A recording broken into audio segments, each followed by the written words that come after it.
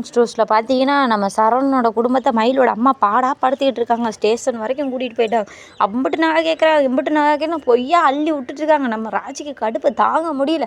அவங்கள பார்த்து முறைக்கிறாங்க. எப்படிலாம் போய் சொல்கிறாங்க பாருங்கள், நம்ம உண்மையை சொல்லிடலாமோ அப்படின்னு ஆத்திரமாக வருது ராஜிக்கு. ராஜி உடனே நிறுத்துங்க, என்ன பேசிக்கிட்டு இருக்கீங்க நீங்கள்? உங்கள் மகளுக்கு நீங்கள் என்ன 80 பவன் நகையாக போட்டு கட்டி கொடுத்தீங்க? அதில் 8 பவன் ஒரிஜினல் நகை, மீதி 72 பவன் போலி பொய்யா பேசிக்கிட்டு இருக்கீங்களா? எங்கள் அத்தை மாமா உங்களை வரதட்சணை கேட்டாங்களா அப்படின்னு சொல்லிட்டு எகுத்து பேசி சண்டையை வேகுது. அதை கேட்ட நம்ம கோமதியும் பாண்டியனும் சாக்காயி இதுலேயும் பொய்யா அப்படிங்கிற மாதிரி சரவணன் குடும்பம் அப்படியே சாக்கில் நிற்கிறாங்க. உடனே மயிலோட அம்மா மூஞ்சியை எங்கே கொண்டு போய் வச்சுக்கிறதுன்னு தெரியாமல் பேனை முழிக்கிறாங்க. அதே டைம் பார்த்தீங்கன்னா நம்ம மீனவும் என்ட்ரி ஆகிறாங்க. என்ட்ரியானு என்ன ராஜி பிரச்சனை அப்படிங்க?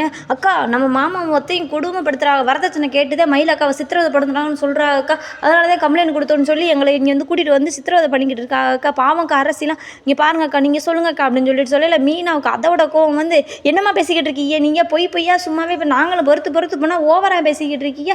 நகை பிள்ளை போலியாக நகையை போட்டு எங்கள் குடும்பத்தை ஏமாற்றிக்கிட்டு இருக்கீங்க. உங்களை தான் தூக்கி ஜெயிலில் வைக்கணும் அப்படின்னு சொல்லிட்டு மீனாவும் கத்த. இன்னைக்கு புறமா முடிஞ்சிருச்சு. நாளைக்கு என்ன நடக்குது நாளைக்கு பார்க்கலாம்.